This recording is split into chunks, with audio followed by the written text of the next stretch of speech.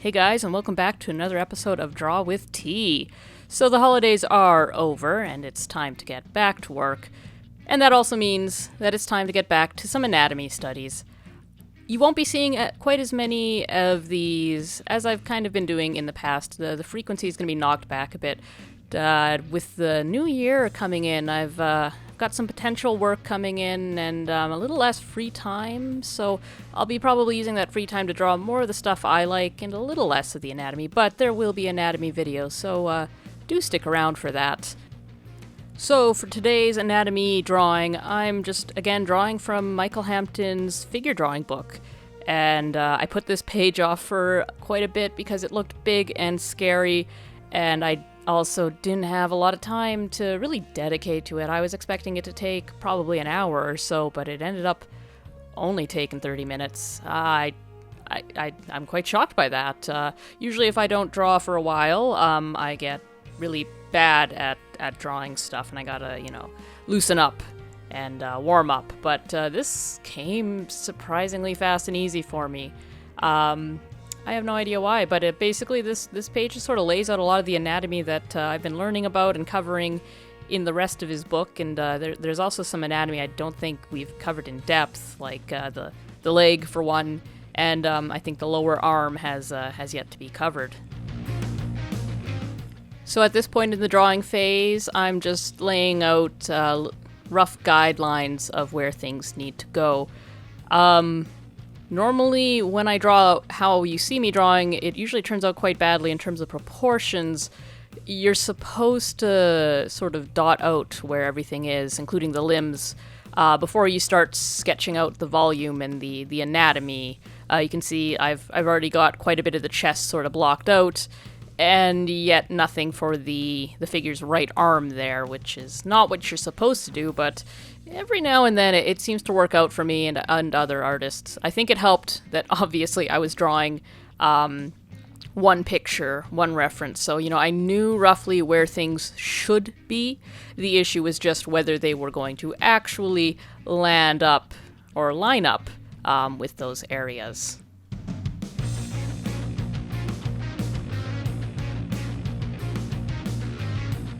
And as I was saying, you can see me here picking away at the face, getting into the hyper detail. And as I was doing it, I knew it was a bad idea, that I really shouldn't be focusing on the detailed planes of the nose when I hadn't even gotten the whole face down, let alone the rest of the body. Very quickly, if you focus in on something, often it can get too big or too small. And by the time you get to the rest of the drawing, you'll have the opposite effect of it being either too big or too small.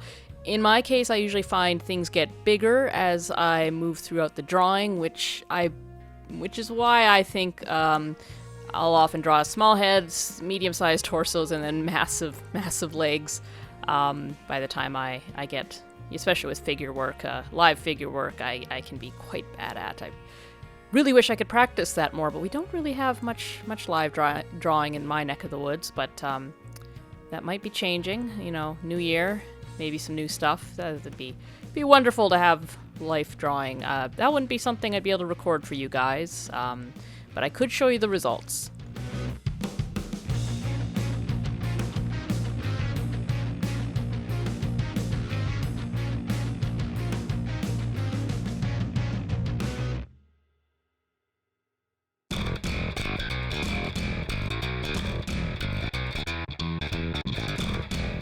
And now I'm done picking at the face, and I'm moving on to the rest of the body, but for this whole entire process, I do pick at the drawing, kind of do the detail work. In this instance, as I said, it really worked out for me. I don't really think that's anything more than perhaps luck, or I was feeling it that day, or there was just something easily understandable about the reference.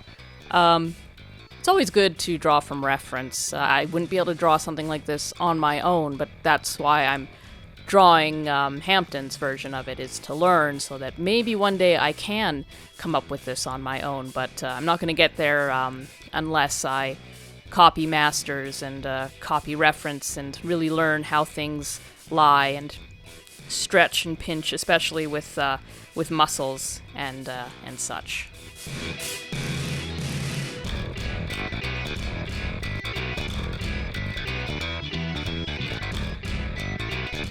So I try not to talk about too much tech stuff when I do these videos, but as you probably noticed, I'm not talking non-stop in this video, and that's because I downloaded the most recent version of Premiere, and this is a new feature, but it now has auto ducking. Now, I'm no kind of video maker aficionado. I'm quite of an amateur at this, so I kind of didn't know what ducking was until I read about this new auto ducking feature. So this basically means that Premiere will sort of auto level my audio so that when I'm not talking, the background music will go up in level, and when I am talking, it'll go down in level. And I'm kind of happy about that because it means I don't have to just say random nonsense to avoid giving myself more work in the form of having to manually level all of these things, because I want to spend more time doing art than editing video. But guys, let me know if you prefer this style more. This coming batch of videos is going to be a little light on me talking compared to previous ones. Let me know if you like that more, or if you don't. I can do it either way, to be honest. But at least now I can afford to only say things that matter and not just fill open air and hope that I'm entertaining or informative that day.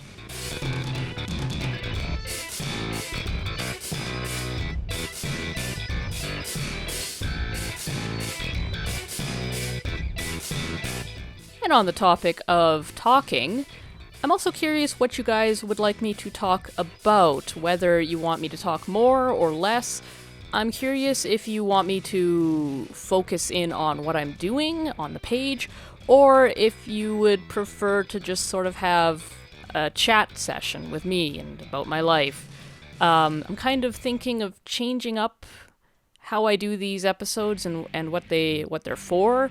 I've seen some artists kind of just basically sketch and then talk about stories or events, basically turning it into kind of a blog where they draw something related or unrelated. And then there are people, of course, that talk through about what they're doing and why they're doing it. With the sheer amount of art that I've done and the episodes that I've done, and my plans moving forward are still just to record whatever I'm drawing. Talking about what I'm drawing is going to get quite tedious, especially, there's really only so many times I can explain the method that I use a pencil, or the fact I'm drawing anatomy again, or the same characters, or doing character design. There's only so much I can say before I'm going to be repeating myself, and I can see that getting very annoying and tedious. But on the other hand, I don't know if you guys come here for lessons, or if you come here just to sort of have somebody playing in the background, regaling you with their life or recent events, as just kind of company as you do whatever it is you're doing. So let me know in the comments when you see this what you think.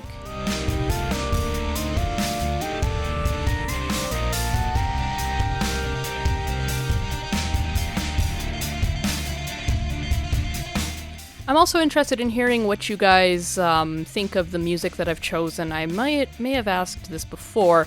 I just kind of found some rock tracks. I kind of like rock music. And I know a lot of other YouTubers kind of use the smooth jazz, the easier playing stuff, and I wanted to experiment with something a little bit more upbeat, because I just always feel like I'm a more upbeat kind of artist, a little bit more, energy driven. But if you guys don't like it, or if the tracks are getting old, let me know. If you also have any good sources of good free audio that's good quality and won't put malware on my hard drive, let me know, because I would like to add some new music or refresh my music. Again, new year, possibly new sound. Anyways, enough talk about audio. So now that I've laid down basically all the lines, I at this point decided to grab my number 2 pencil, technically a 2B, but some people will know it as a number 2. And I'm just outlining the figure. And originally I was just gonna outline the undersides of certain muscle groups and masses where there would be shadow, but I ended up liking the bold effect so much that I just basically decided to outline everything because I knew I was going to apply color. And I found in the past that if I just use a plain HB pencil, often the color will just eat it up and there'll be no real definition or differentiation between colors, which can also be a problem if you do like a purple next to a slightly different purple. You won't be able to necessarily tell what muscle group you just colored.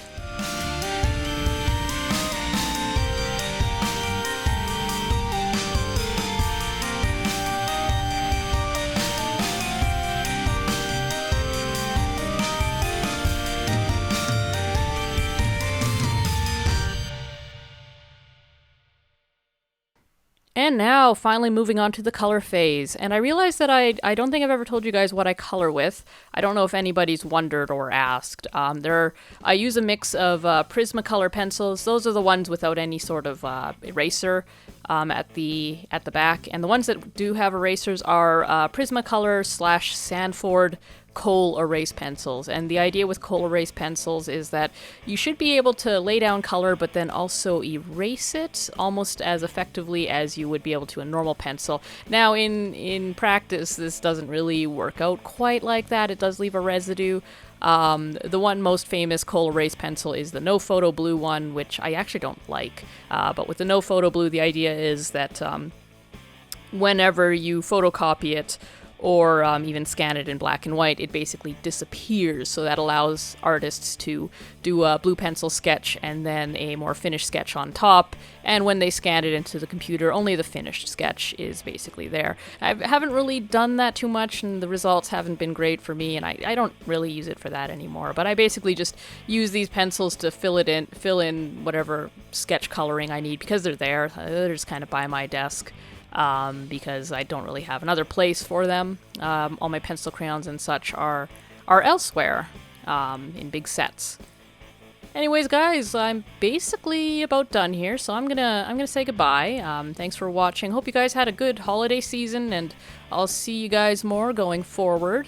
Again, let me know what you thought about the audio in general, and what your thoughts are on that going forward, and what you want this series to evolve into. And like, comment, and subscribe, and I'll see you guys in the next episode.